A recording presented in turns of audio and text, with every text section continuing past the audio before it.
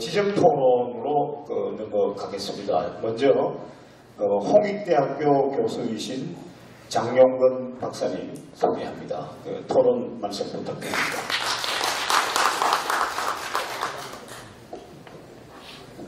네, 반갑고요. 저는 사실 예전에는 진보적인 성격이 강했습니다. 그래서 저희 지도 교수님이 김철수 교수님이었고, 또 얼마 전에 돌아가셨던 박세일 교수님이랑 같이 활동을 하면서 안미포럼 사무총장도 했고 선진화 운동도 했었죠. 제가 이제 선진화 운동에 대한 기억이 있는데요.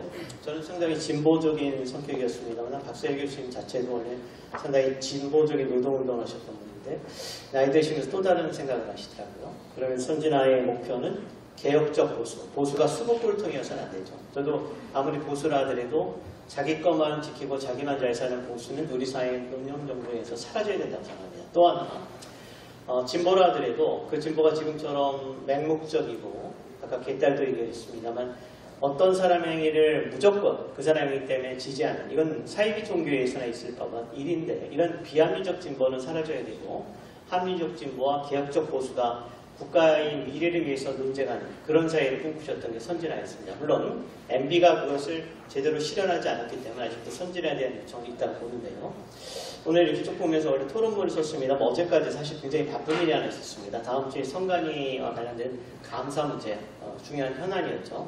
이걸 보다 보니까 헌법 교수님들이 정리를 안 해서 이에 대한 논리를 정리하느라고 굉장히 바빠서 토론문을 급하게 쓰느라고 좀 부족했습니다. 그런데 그 토론문과 별개로 여러 스님들이 정의를 생각하시기 때문에 정의의 문제부터 한번 잠깐 말씀드리겠습니다. 우리가 정의에 대해 윤석열 대통령이랑 문재인 대통령이 정의를 얘기했습니다. 근데 정의는 크게 보면 실체적 정의, 상과 벌을 주는 정의와 또 하나 절차적 정의가 있습니다. 그래서 우리가 정의에 대해서 많은 걸 얘기하지만 정의는 사람이 아니라 어떤 행위에 대한 것이죠. 그래서 아리스토텔레스도 자기가 한 만큼만 대가를 받는다. 이런 얘기를 했죠. 물론 이건 추상적인데 사실 더 위대한 정의론자는 한비자입니다. 동양의 한비자는 신상 필벌을 얘기했습니다. 잘한 사람은 국가를 신뢰하는 사람은 상을 주고 잘못한 사람은 벌을 주는데 거기에 반드시 뭐가 들어있냐. 반드시 해야 됩니다. 지금처럼 그걸 갖다 재량에 따라서 검찰이나 법관이 왔다 갔다 하면서 누구는 수사하고 누구는 안 하고 이러면 안 되죠. 그리고 가장 중요한 앞에 말 신이라는 건 신뢰입니다. 그래서 저도 요새 좀 굉장히 힘든 시기를 보냈는데요. 박세일 교수님이 돌아가셔서 제 인생에서 그 두 분의 스승은 정말 신뢰를 저버리지 않는 훌륭한 스승님을 모셨고 또 최근에는 제가 또 신뢰하는 개가 작년에 죽을 뻔했는데 살리느라고 정말 돈도 많이 들고 고생 많이 했습니다. 그래서 오기 전에도 여름인데도 꼭 하루에 6시간을 산책을 시킵니다. 그래서 꼭 산책을 6시간 마지막까지. 그래서 저는 신뢰라는 문제 굉장히 중요하죠. 정의에 있어서는 신뢰를 저버리면 정의의 문제는 있을 수 없습니다. 그래서 배신하는 사람. 정의에 대한 문제를 누가 얘기했는데 그 올바른 얘기를 한데도 불구하고 거기에 동조하지 않고 자신의 이걸 통해서 배신하는 사람. 그 사람은 정의를 논할 필요가 없습니다. 그래서 이 신뢰가 왜 중요하냐면 아까 말씀한 것 중에 국회의원의 문제 여러 가지 얘기했습니다. 근본적인 문제는 국민들의 신뢰가 없습니다. 아까 사법부도 마찬가지입니다.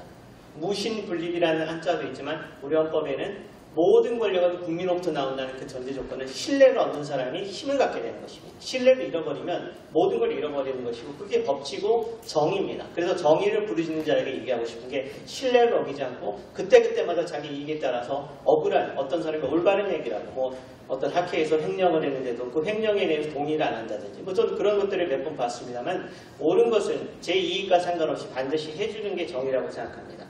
그 다음에 두 번째, 이런 실체적 정의와 함께 절차적 정의가 있습니다. 우리 사회가 무너뜨리는 게 이 점인데 첫 번째, 로마 시대 때부터 natural justice, 자연적 정의라는 게 있었는데요. 그 저희 정의의 지론칙은 제3자가 판단하는 겁니다. 아까 왜 대법관이나 이런 거에 대해서 고소고발한다고 했죠? 의미가 없습니다. 왜? 검찰이 고소고발해도 법원에서는 자기 식구 감싸기 위해서 틀림없이 무죄 쪽으로 가는 쪽으로 갈 겁니다. 그래서 외국에서는 이런 것 때문에 우리는 특별검사도 있지만 특별재판소도 있습니다. 그래서 특별검사와 특별재판소라는 게 3자적 정의죠. 그 다음에 또 이제 말씀드리겠지만 선관위의 감사 문제. 이 문제 왜 중요하냐면 선관위가 자기들이 잘못한 걸 셀프한답니다. 있을 수 없습니다. 반드시 제3자. 선관위 말고 제3자인 감사원이든 또 특별감사기관이든 이걸 통해서 감사를 해야지만 이게 정의에 맞는 것이죠. 그래서 저는 정의에 맞지 않습니다. 3자적 정의가 실현 안 되는 건 맞지 않죠. 그 다음에 그거와 관점이 또 비슷한 게 아까 국회의원 탄핵 말씀하셨습니다. 지금 헌법의 왜곡도 그렇고 탄핵은 국회에서 하는 겁니다. 그런데 국회의원이 국회의원을 탄핵할까요? 유일한 방법이 하나 있습니다. 탄핵은 아니지만 지금 김남국 의원 나오지만 제명하면 됩니다. 제명할까요? 어림도 없는 얘기입니다. 할 리가 없습니다. 유일하게 국회의원을 던진 분은 제가 존경했고 평소에 같이 했던 박사일 교수님 스스로 사퇴하셨죠. 그분은 뭐 잘못도 안 했습니다만 그 수도권 이전 이런 지역균형이 잘못된 정책이기 때문에 소신을 걸었지만 그분 같은 분은 없습니다. 나머지는 기업고 갑니다. 옥중에 들어가도 월급 받습니다. 이것을 왜 그러냐? 국회의원들이 국회의원들하는 3자 일정에 반한 겁니다. 이것 때문에 국회 탄핵이 아니라 저는 좀 이따 말씀드리지만 직접민주주의에는 국민소환제도가 그래서 논의되는 겁니다. 자, 그 다음에 설사 이렇게 제3자가 판단하지만 또 하나의 두 번째는 쌍방 변명의계를 줘야 됩니다. 쌍방 변명의계. 이게 왜 의미가 있느냐? 아까 왜 KBS나 언론사가 불공정하다고 했죠. 저도 그 MBC 스트레이트에 인터뷰도 했습니다. 그러면서 제 직격탄을 알렸던 게 당신네들 불공정하다. 이유인즉슨 자, 어떤 사안이 있으면 대통령이 바이든을 뭐라고 했든 뭐든 저는 그 진실은 모르겠습니다. 그러면 자기들이 어떤 것을 언론에 내기 전에 반드시 상대방한테 변명기회를 줘야 됩니다. 그런데 일방적으로 내고 있습니다. 저는 그게 불공정하다고 봅니다. 그래서 우리는 왜 공정한지 아닌지에 대한 원칙들이 정립이 되지 않은 상태에서 조국 장관이나 문재인 대통령도 정의를 얘기했습니다. 윤석열 대통령도 정의를 얘기합니다. 근데 그 정의가 너무 공허합니다. 자기들만의 주관적 공의입니다. 이거 공정이 아닙니다. 그래서 정의를 하는 교수님들은 그걸 좀 생각해 주시면 좋겠고요. 그래서 제 토론문을 들어간다면 아까 얘기한 것처럼 민주공화국이란 말이 굉장히 중요합니다. 플라톤이나 소크라테스의 죽음서부터 우리가 철학을 시작합니다. 소크라테스 얘기는 시작이 뭐로 시작되면 정의에 대한 얘기입니다. 소크라테스는 법학자였습니다. 소크라테스의 변론에서 정의를 얘기합니다. 플라톤이 있었죠. 그러면서 플라톤이 얘기했던 게 뭐냐면 이게 정의인 것인가. 그 전제 조건은 국회에서 다수가 만든 법도 문제가 있듯이 다수가 결정한 게 항상 옳은 것이냐. 역사는 옳지 못했습니다. 히틀러의 미래 학살도 있었고요. 수많은 다수의 결정에 오류가 있었던 걸 있었기 때문에 플라톤이 공화국을 얘기했습니다. 그럼 공화국은 어떻게 돼야 될까? 그래서 제가 이게 동굴의 우상론을 첫 번째 문제를 던졌지만 동굴의 우상론, 그 다음 베이컨의 우상론, 오늘날 우리나라의 우상론에 빠져 있습니다. 무슨 말이냐? 이재명이 하는 분은 다 옳다. 또 마찬가지입니다. 윤석열 대통령이 하는 건 다 옳다. 옳지 못합니다. 정의는 행위별로 봐야 됩니다. 그래서 저는 김건희 여사 문제 관련해서는 일부 반대가 심할지 모르지만 설사 논란이 어디가 있어도 김건희 여사의 문제를 김건희 윤석열 대통령이 지명한 검찰총장과 검사들이 수사하는 건 아닙니다. 미국에서는 바로 이럴 때 바로 제3자인 특검이 갑니다. 그건 뭐 답이 정해졌다고 생각합니다. 그건 보수도 받아들여야 된다고 생각합니다. 그렇듯이 제3자적 정의로 가야 되는데 동굴의 우상론의 본질은 뭐냐? 국민들이 잘못된 정보를 받아들인다는 겁니다. 그래서 제가 말씀드리고 싶은 것은 두 번째 문단. 그럼 이런 다수결의 폐해와 입법의 독재를 포함해 수많은 문제를 해결하기 위해서 필요한 게 무엇이냐? 다수결이 어떻게 되냐? 인류 역사에 끊임없이 논란이 되어 있습니다. 그걸 해결하기 위해서 플라톤이나 소크라테스의 얘기든 모든 것은 아리스토텔레까지 정의를 얘기했던 것입니다. 정의로 기초하지 않은 다수결은 옳지 못하다. 그럼 정의가 어떻게 실현돼야 되냐? 사람마다 너무 천차만별이었습니다. 바로 그렇기 때문에 오늘 주제의 큰 것 중에 헌법이라는 걸 규정했던 것입니다. 헌법이 왜 중요하냐? 다수결로도 쉽게 못 밟고 국회에 아무리 다수파가 돼도 3분의 2가 되지 않아서 헌법을 바꾸지 않는 한 헌법을 따라야 됩니다. 그래서 헌법이 존재하는 이유가 바로 정의의 소산이라는 것이죠. 그랬을 때 여기서 중요한 것 중에 두 번째 문단 쭉 말씀드리는 것은 올바른 정부의 문제입니다. 결국 이걸 위해서 현재 대표제를 제대로 실현하느냐 절대 불가능합니다. 2017년 개헌특위 가면서 제가 느낀 게 아까 조폭도 나왔습니다만 그 자리에서 바로 얘기했습니다. 동네 그냥 조폭도 아니고 동네 조폭도 못한 사람이 국회를 하고 있습니다. 이건 진보도 마찬가지지만 보수도 심각하다는 겁니다. 현재 국민의힘이나 민주당을 저 봤을 때는 예전에 제가 헌법교수를 아직 나이가 젊습니다만 30대부터 국회를 다니면서 봤던 것은 그중에 걸출한 국회의원들이 진보 보수가 나름대로 있었습니다. 근데 지금은 가면 그런 사람들 없고 딸랑딸랑 똘마니 노력할 수 있는 조폭들밖에 없습니다. 이건 진보 보수 전체를 문제를 삼아야 되는지 어느 한쪽만 문제라고는 볼 수 없습니다. 이런 걸 위해서 저는 중요한 게 아까 여기 써는 거 보면 대표제가 남용되면 과도적, 독재로 갑니다. 아까 이호성 교수님이 독재를 얘기하셨는데 우리는 독재를 왕정만 생각하지만요. 독재의 또 하나의 형태는 과도정도 있었습니다. 그리고 왕정에는 반드시 그 주변에 훈급하든 뭐든 달라붙는 간신배들이 붙어서 반드시 과도정을 합니다. 그래서 대표제는 남용되면 과도정이었고 이 문제를 해결하기 위해서 우리는 직접민주주의가 필요한데 직접민주주의와 대표제 둘 다 문제는 뭐냐면 선동정치로 갈 수 있다는 거죠. 대표제의 포퓰리즘, 그 다음에 직접민주주의 대마고고 이것이 플라톤이 걱정했던 게 바로 그런 건데 그 이유는 뭐냐? 결국은 둘 다 똑같은 위험을 가집니다. 그건 핵심은 올바른 정보를 제공하는 사람들이 있어야 됩니다. 그런데 안타깝게도 요새를 돌아다니면 진보 보수 양측에서 진실한 정보와 공정한 정보를 내는 분들은 존재하지 않고 자기 편을 무조건 옳다는 그런 조폭들만 존재하고 있습니다. 이건 반드시 진보 보수 약속을 통해서 해결되어야 되는 문제라고 봅니다. 그래서 결국에는 이런 문제점에 대해서 저는 하면서 97페이지 하단 소크라테스는 바로 그 문제를 던지는 겁니다. 오늘날 공화국 얘기죠. 그러면서 이제 98페이지 보면 양원제를 얘기하셨는데요. 다만 현실은 우리나라의 양원제를 2017년 때 보니까 이호성 교수님에게 했던 순수한 그 의도로 되는 게 아니라 실제는 노예한 정치인들이 국회에서 이미 물러났던 사람들이 상원으로 지출하는 그런 상원제도 논의가 됩니다. 그래서 이 상원제가 무조건 좋다라는 건 아니라 어떻게 봐야 되냐 봐야 되겠죠. 그 다음에 98페이지 두 번째 분란에 국회의원 특검 페이지 아까 장기표 의원님은 제가 법대 국어학번입니다만 들어봤을 때 복직을 하는 굉장히 나이 드신 분을 봐서 그때 처음 봤었습니다. 그리고 나서 꽤 오랫동안 시간이 지났는데 진보에서 이제 보수 활동, 뭐 진보 보수든 저는 상관없습니다. 정의를 실현하면 그것이 국익을 위한 공화국의 이념이지 진보 보수란 이념으로 얘기하는 건 저는 맞지 않다고 생각하는데요.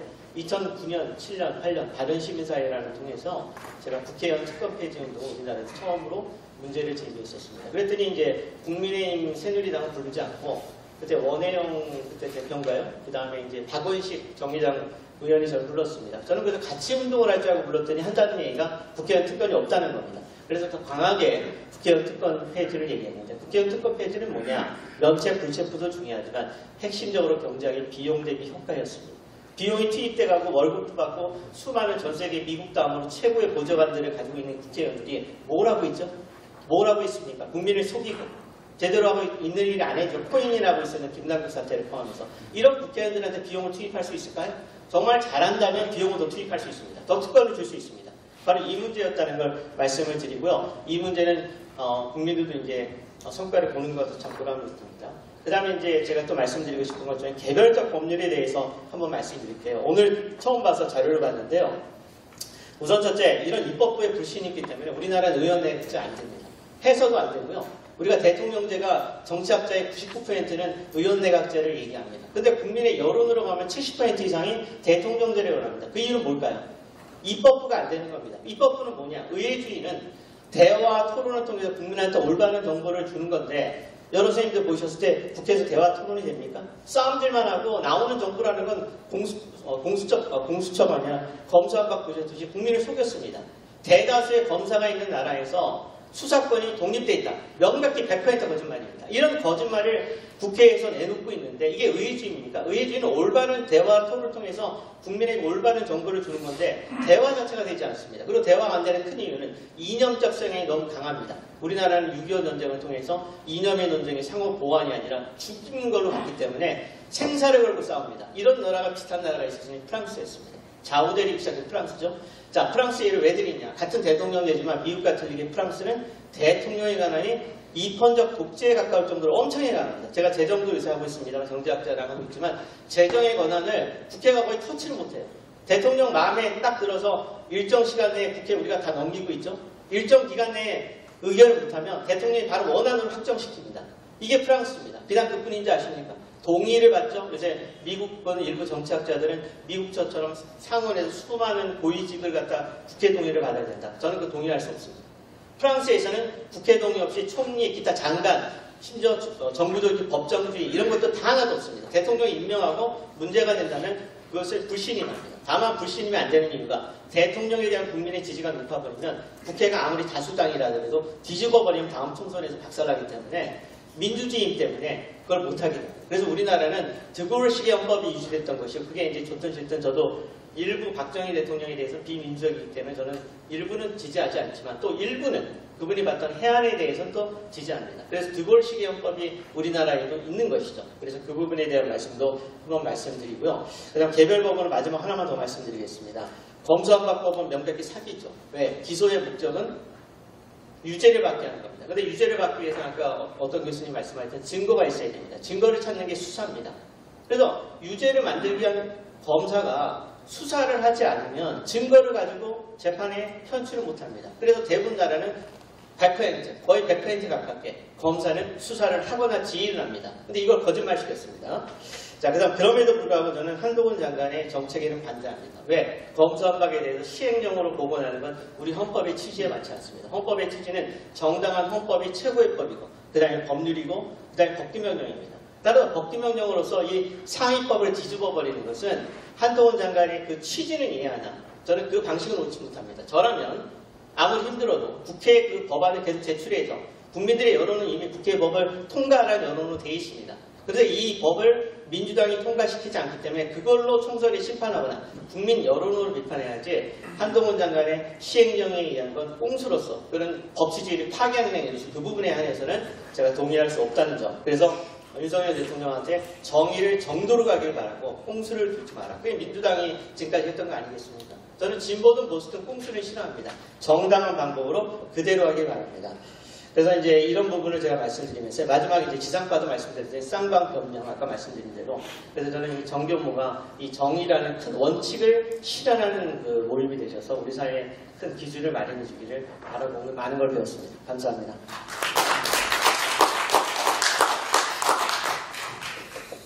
그 발표에 대한 그 토론의 내용이 많이 담겨 있었습니다.